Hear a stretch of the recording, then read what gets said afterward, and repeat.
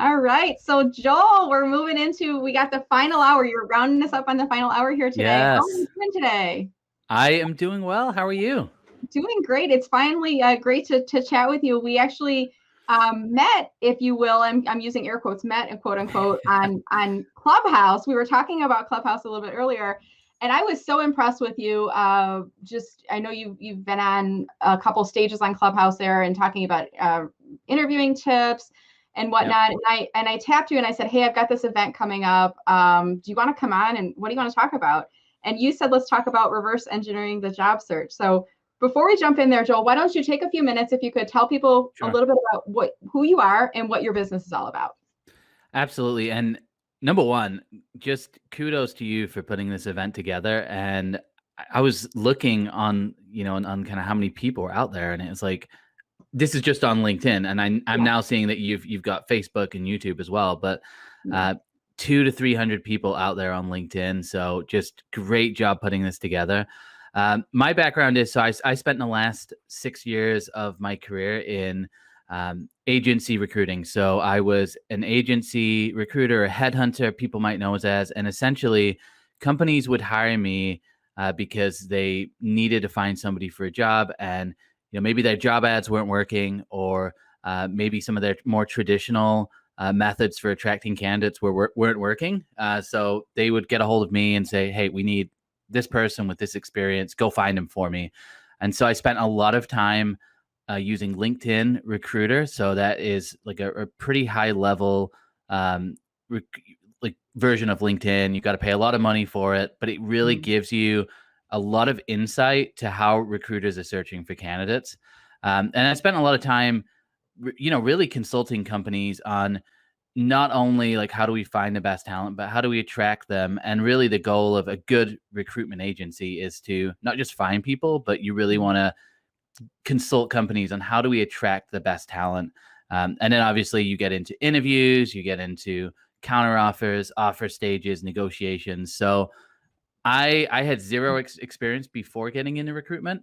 I was really from like the banking world. So I had experience in terms of hiring the banking team, but I hadn't really had any experience in the recruiting, and I got really thrown into it head first. So, yeah. So what I love about recruiting is I love the fact that you do get to help people. I love the fact that a lot of times you're dealing with a really big decision for people, but obviously, as we all know, anybody who's on LinkedIn, we know that the recruitment process isn't perfect.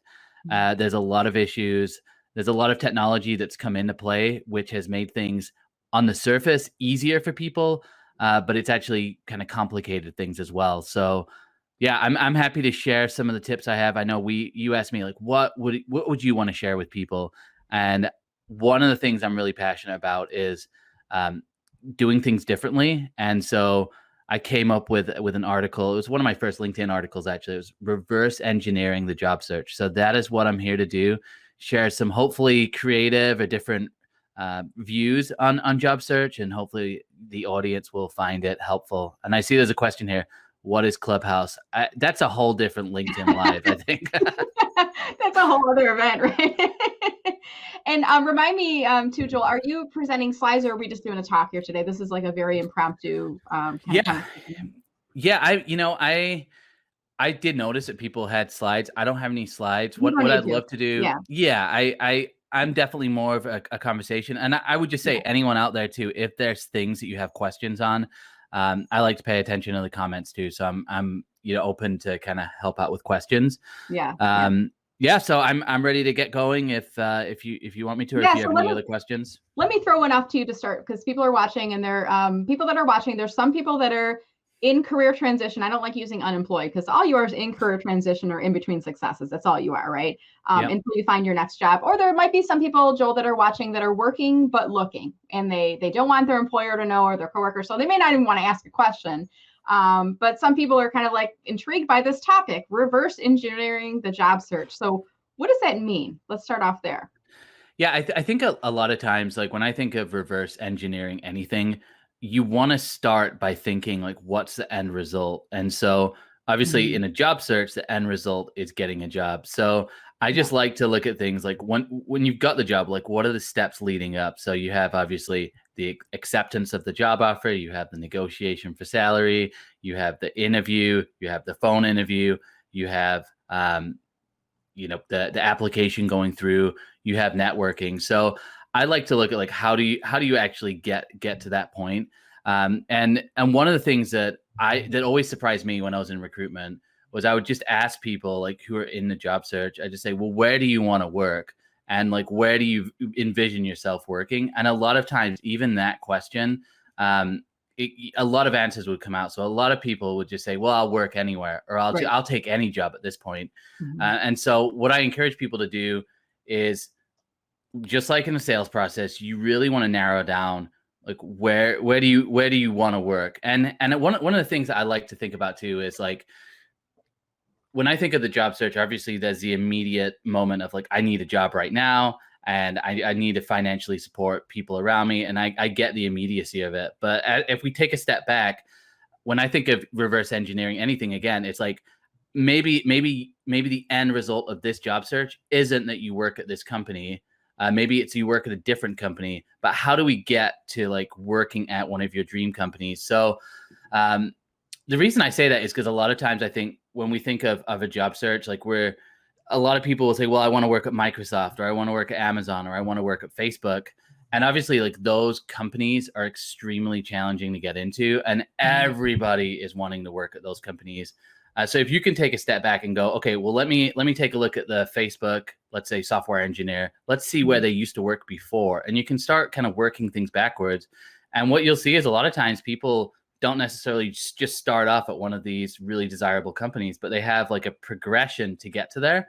And so I think a lot of times, like when you are able to kind of look at where people are at, look at how they got there, you can start to kind of reverse engineer a way in. And the other way I like to look at it is when I was in recruitment, there was two ways I would lose. Number one, I would lose to an internal candidate getting the job. I think that happens a lot. But then the second way that I would lose out all the time was through referrals. So to me, like the next step or one of the steps behind getting actually in front of a company is how do you make yourself that internal referral? So how do you get to that position? And that to me is networking. It's getting to know people. And one of the other things that I like to encourage people to do is, like, if you have a job right now, to me, you're still a job seeker. So if you're happily employed right now, to me, you're still a job seeker, because unless you're planning to work at that company forever, which some people, maybe you are planning that, but let's get real here. Like a lot of times, like you're not working at a company forever. There's a lot of things that are out of your control. So I think, to me, like you start your job search while you have a job. And so I think a lot of the information I'm going to share today are things that you can be doing right now. And I think a lot of people get a job and then they're like, okay, the networking's over. And one of the things that I've noticed is like, we're always networking and we're always making those connections to get to where we want to go. So the more we can map that out, the better that we're going to be. And I'm looking at some of the questions here as well. Someone asked me, what type of microphone do I have? It is a Blue Yeti. So thank you for asking that.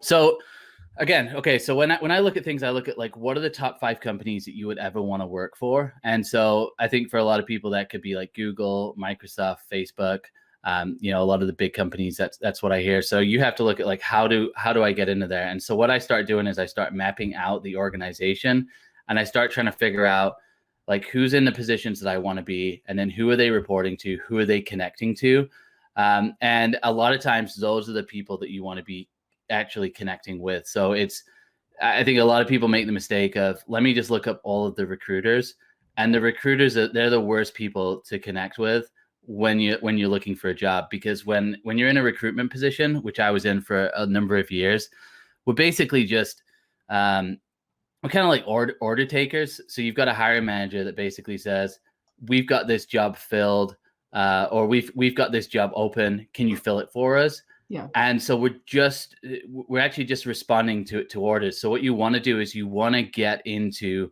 who are the hiring managers and who are the people actually making the decisions. So one of the ways I suggest doing that is if you can start to like map out the organization and start to do searches in LinkedIn, you can find out who that marketing manager is. You can find out who the engineering manager is. You can find out who are the people who are actually in the jobs that you want to get to. And those are the people that you want to start networking with. And those are the people that you want to connect with. So can I jump in? I want to ask this question. Yeah. A lot of times, and I've heard this question from so many people, a lot of times when people hear, oh, that person's a recruiter, I want to connect with the recruiter, and I want to connect with Joel, and Joel, can you help me find a job because you're a recruiter? Yeah. So and I think that may not be completely accurate in terms of their assumption, because this person's asking, what's the best way to find a recruiter you can work with one-on-one? So what's your response to that? Well, my response is, first of all, like, there's different types of recruiters. So you've got internal recruiters that let's say an internal recruiter at Nike, because someone asked about Nike. That person's job is, they're usually like the front line of defense. So their job really is to kind of weed out people, not weed people in. So a recruiter's job is to find a hiring manager out of their applicant system. They want to find them the best candidate. So really a recruiter's job is, they're kind of passing information over to a hiring manager and saying, I think this person could be good, or I think this person could be good. And then the hiring manager is the one ultimately making the decision, saying, okay, phone interview this person. So when you reach out to a recruiter, they have zero idea. Most of the time they have zero idea of like what are like the actual goals of that department. Like, they're not thinking strategically, you know, what needs do we really have? They're literally just listening to the hiring manager. And the hiring manager says, here's, you know, we've got a sales position open, go fill it. And so they're taking an old job description and they're looking through the job description, they're searching through their ATS with keywords, and they're literally just trying to find great people. So the problem is, if you reach out to an internal recruiter, they're just basically reacting to everything the hiring manager is telling them. And a lot of these recruiters will have 20, 30, 40, maybe 50 open roles that they're working on. Wow. And so if you think, okay, I see this recruiter at Nike, I'll just reach out to them on LinkedIn. It sounds great, and it sounds like a really logical thing to do. The problem is that recruiters really overwhelmed, and they're trying to work through the system. So I see this question. I'm referring to external recruiters. Look, with external recruiters, I think I was an external recruiter for a long time, and I think the challenge is you need to be open to work with them while you have a job. Like, that's the best time to start building relationships with them. Unfortunately, when you don't have a job, the reason an external recruiter is not going to be that helpful is because when they're submitting candidates to their clients are paying them a fee. So from just a logical point of view, and it's real point of view, if I send a company a person who doesn't have a job, and then I say, you've got to, and for that to hire this person, you've got to pay them whatever they're worth, and you've got to pay me a 25% fee, they're not going to want to do it, because in their mind, they're going, well, this person's actively on the job market.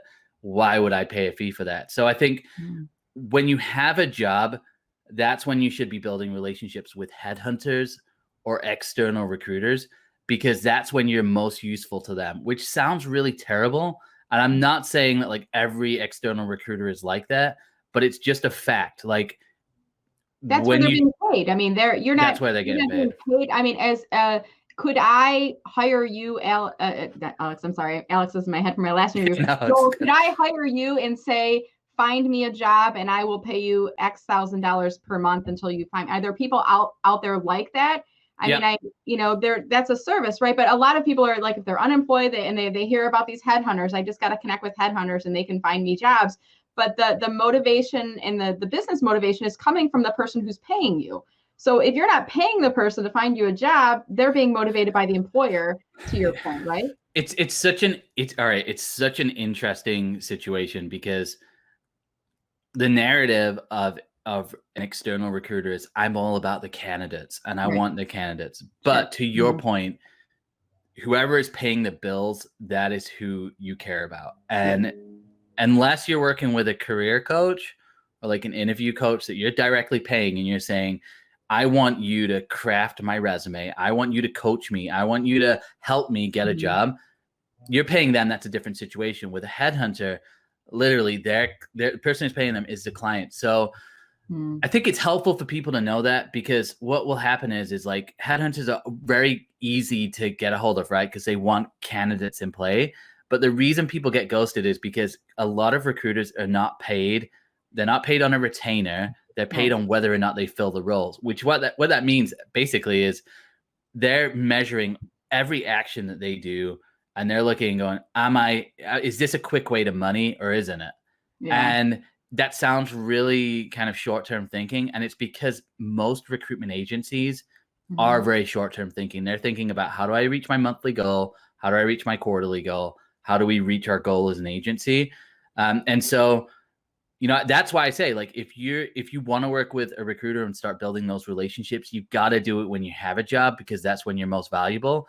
And then if you've built a good relationship with them over 5-10 years, they probably will help you as a job seeker, but it's going to be hard if you don't have a job for a company to pay a fee for you. And it's kind of a messed up thing. And I think it's an issue, but it's a reality too. And I think sometimes, like, we can have wishes of how things are, but we have to look at the reality. And it's helpful as a job seeker to know these things, because then you know who's going to waste your time, because your time's valuable as well. Like, who's a time waster and who are the actual people that are going to move my job search forward.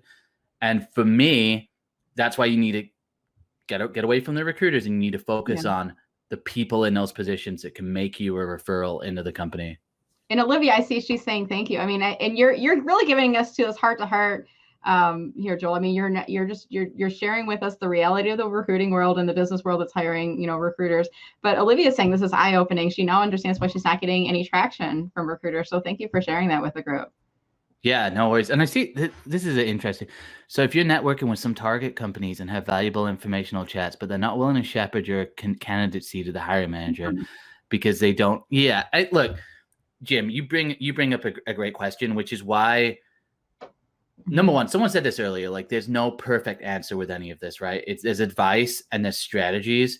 And I think, to your point, Jim, like, it does require a lot of informational chats. Now, I would say that in any relationships are usually formed over time.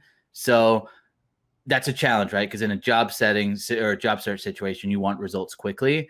And this is definitely something which can take some time. But I think there's a lot of power in follow-up. And it's after those conversations. Like, I think you're saying, like, what's next? To me, what's next is continuing to build the relationship and continuing to stay in front of them. So you can show, number one, the value that you bring. And then number two, you can show that you're motivated for the job. But to your point, like, it is frustrating. Like, if you have a really great chat with someone and then they're not willing to work with you. What I would say, though, is it's kind of like a numbers game in sales as well, where it's like you just have to keep having those conversations and realizing that eventually you do actually become that internal referral. And on the flip side, you continue doing some of the outbound work, which would be applying to jobs and maybe some of the things that are more standard. The way I approach anything in life anyway is just like, is it moving the needle forward towards my ultimate goal? And I think that's a challenge, but it's like, step by step, doing right things does pay off over time. Yeah. And Michael says you can't buy a job. You have to be qualified and have a compatible personality. Good point there, Michael, right? You can't just, like, go out and pay someone to, find a job for it. I mean, you have to be qualified. They're not just going to deliver you to the table, right? Well, and I think, like, that's why, like, a lot of times, like, we get on, I get on people about this with, like, the LinkedIn posts that we see where it's like, I hired this person and they had a great personality and it all worked out magically. Like, you have to be qualified to do something. And at the end of the day, when businesses look at who they bring on, they look at 2 things or 3 things. Like, are you making us money? Are you showing us a clear way to save money? Or are you adding, like, in a leadership way to help the team? And so to that point, it's like, you have to be qualified. And personality does play into that.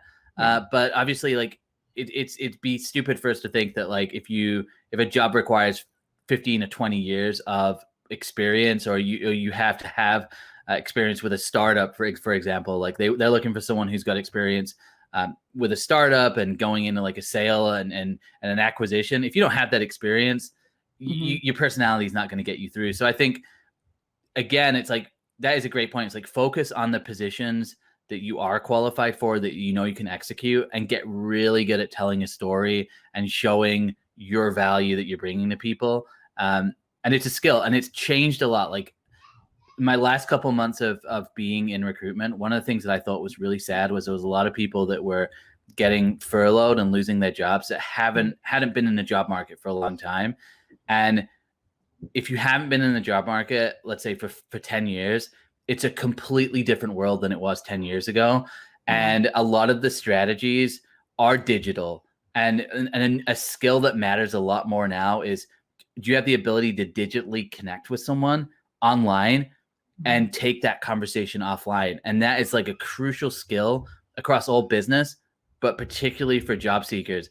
And that's something where, like, 10 years ago, that wasn't a reality. Like, the reality was you could just go to a networking event and kind of meet with people.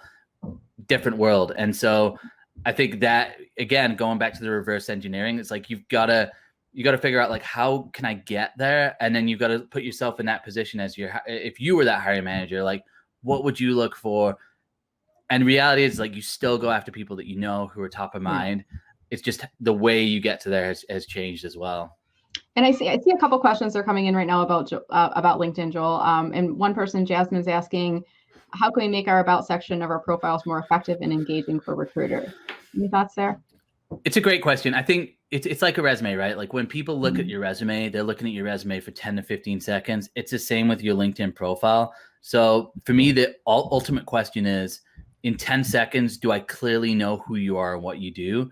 And the best test of this is show it to people like your friends and family and be like, hey, take a look at this. Like, what do I do? And if they can't say clearly what you do, a recruiter's not going to be able to. So I think things to avoid for sure are, having like a really unprofessional picture is something to avoid. Now, you could go to my profile picture and go, well, that's not a professional picture. That's okay. You're not looking for a job, though, Joel. You're not looking Exactly. So be careful. Be careful when you hear things like, yeah, you really want to pop out. Like, yeah, you want to pop out, but I'd probably argue, like, when you're job seeking, you kind of want to fit in, because what happens is a hiring manager will look at that. And I've seen hiring managers literally look at a profile picture and be like, yeah, I don't like that, because they're looking, how's this person going to represent my company? So first thing is profile picture. The about me section, keep it simple. And this is across the board, with whether you're talking LinkedIn content, whether you're talking your headline. Keep it as simple as possible and make it easy for people to keep you in the process than rule you out. So the about me section, I hear people say, well, you need to tell a story and you need to do this. It's like, yeah, there's some truth to that. But literally, the litmus test is, can I show this to my brother or my uncle? Yeah. And in 10 seconds, they can look at it and go, yeah, I know exactly what you do. If they can't do it, a recruiter is going to have a hard time doing that as well. As far as like what that looks like, I think avoid like really long paragraphs, like keep things bullet pointed. Talk about your skills and your accomplishments in a tangible way that people can see. Hey, I made this company money. I saved this company money. I led this amount of people. Numbers are really powerful. But again, it's just clear and precise.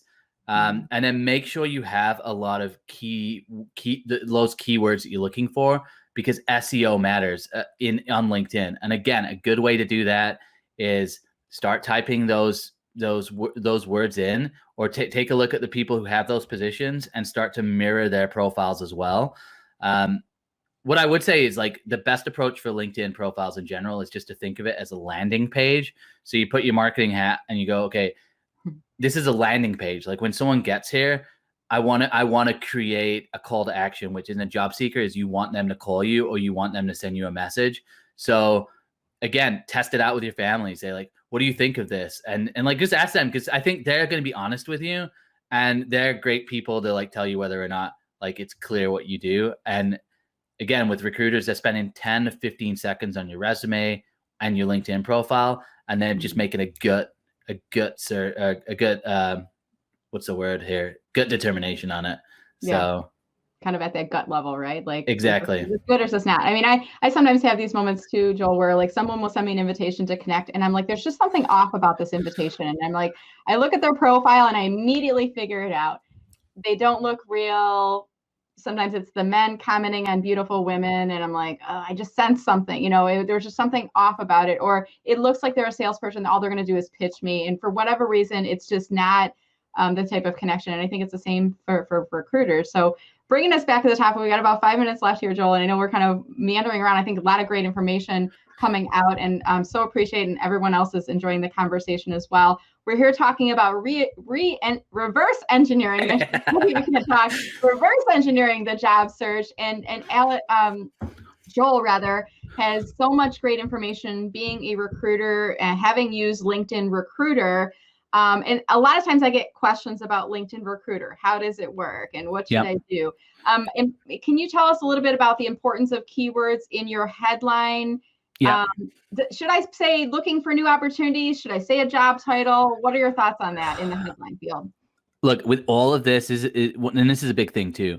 Yeah. You've got to experiment and you've got to see what works. And this is a great way to experiment. Change things in your profile for 2 weeks. And if you see a better response, then you know you're onto something. If you see lesser response, you're not onto something.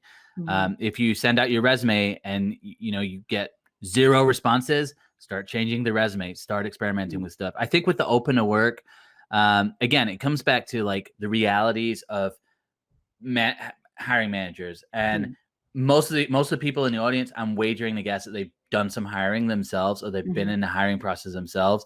And the problem is we built this narrative that the only people who are great at jobs are the ones that have jobs, and that as much as we know that that's not true, that is, but it's up here, it is. So, but I also recognize the fact that like what's really frustrating as to a recruiter is if I reach out to someone and it looks like they've still got a job and they don't. That's even worse, because then it seems like you're manipulating. So I see the fact of like, be clear with that and own it, but test it as well and just see if it works. And I would just say like, the job search is just, it's such a tough time and it's not easy for anyone. And it's reality. I'll have you guys too. If you go to my profile, the article on reverse engineering, because I know we've kind of gone all over the place. That article is actually in, it's my last article that I wrote. So you can just go to that article. And I think I actually changed my URL as well. So if you just look up Joel Lalgee, I'm the only one in the world, you can find my LinkedIn profile. But what I was going to say with that is like when I used Recruiter, go look up Boolean search. So you can Google Boolean search. And is it still best recruiter ever? I mean, as of today, like I refreshed my page and it said, now you have the best marketing recruiter. So this is an interesting thing too. And I had it open at the beginning of the session, at the beginning of this morning, and then I just refreshed it. It wasn't showing, but now that I went into your contact info, I see the new one. So I'm going to put that up on screen instead for people. And guys, the reason I changed that URL is because one of my clients, who is a recruitment agency owner, his is like something to do with solar, and he gets clients because they just Google solar recruiter and he's the first one that comes up. So that's why like doing research on like how searchability works is key. So what I would do is look up Boolean search, which is Boolean, and do some research on like how Boolean works. And basically it's like a mathematical formula that you can type in to find people you want. So for example, if I'm looking for a digital marketer, I can type into a search bar as a recruiter, I can say digital marketer and, let's say social media marketing and I can type, and I'm basically building an equation that at the end of that equation, theoretically, I can find the perfect person. So look up how Boolean works. And then I'd also look up and research, like, how does SEO work on LinkedIn? Because the keywords definitely matter, but they matter in different places. So I've experimented with like changing my name, for example. I changed my name to Joel Lalgee, recruiter. I think it was like turning recruiters into brands. I changed it to that. Yeah. And now LinkedIn flagged me actually, and they blocked my account and said that wasn't my real name. But the interesting thing was I changed that, and my search results went from 2,000 a week to 7,000 a week. And it just taught me something about the power of SEO. So that's why like headlines, you got to play around with them. You got to play around with these things and test. But just go, like I said, Boolean search, like learn how that works. Because then it gives you, again, it's that reverse engineering. Like you're looking at it from a recruiter's point of view. How are they searching? How can I get on their radar? And then as far as reach out, I say in that article, like reach out to the people that you, in theory, like want to be. So find those people who are in the job, network and connect with them. Alexandra, thanks so much for putting that. I love that. Okay. Research is key. Thank you is it banging? Are you guys hearing banging right now? Somebody says terrible sound. So this is what happens, Joel. In the beginning of the morning, I tell my family, I'm doing a LinkedIn Live from 10 to 2. Don't shower and try to be quiet in the household between it. I think they're building something in my son's room, like right above. I'm sorry if you guys can hear that. Hey, I got my daughter downstairs and she's having her midday meltdown. So it's that work from home and it's weekend. So you get the weekend edition. So and they're like, but it's the weekend. What do you mean I can't shower? Well, the bathroom's right above and you'd hear the water. But Joel, I just want to say thank you. I know it is the weekend. I want to get you back to your weekend. And I just want to thank you so much. It was great to connect with you on Clubhouse. When is your next Clubhouse room, aka event? When are you going to be on again? So I'm in like several LinkedIn kind of, we call it like mod squads. So it's basically like different moderators I'm working with. So I typically will be on there from 3 to 5 p.m. Central, which is 4 to 6 Eastern time. And then in the mornings, I'm typically on there from like 7:30 or 8:30 Eastern to 10 Eastern with a group. I would just look up Joel Lalgee. I'm the only one. You just find me on there. I stole the LinkedIn legend. I saw that. That's tag. Awesome. That's SEO on Clubhouse, by the way. Not to give too many secrets away, but Clubhouse SEO runs on like the tag first and then your name. So look me up on there. And I would just say, like, in terms of like reaching out to me, I think I got like 6,000 invitations in my inbox. So just put in there like, hey, saw you on the LinkedIn Live, and just like put context into there, and I'll definitely connect. And again, guys, like you're going to hear so much value here. And it's like, the idea is like, take what works for you, test it out, and just be open to new things. And so, Brenda, thanks so much for inviting me here. And I think what you've done here is just super awesome. And it takes everyone who's out there, like these LinkedIn Lives, to organize anything to organize like this is not easy. And so Brenda put out like a ton of like information on a Google Doc, like had us upload. She did a great job coordinating this. And as a reminder, like anything on LinkedIn is typically like it's free. So people literally give away value for free. Like they don't get paid. This isn't Instagram where we have like brand deals circling around. So Brenda, just awesome job. I appreciate you so much. And I'm honored to be on this panel as well today. Oh, thank you, Joel. And I think I have recently added you to my LinkedIn Rockstars list too. So you'll be appearing there in the future. Yay! So thank you so much. And I'm not sure if you're able to go on to the live stream after, in case we didn't get all the questions and comments. We'd love it if you go out there. But thank you again. And Joel, I'll let you get back to your Saturday. Have a wonderful rest of your weekend. Thanks, Brenda. Take care.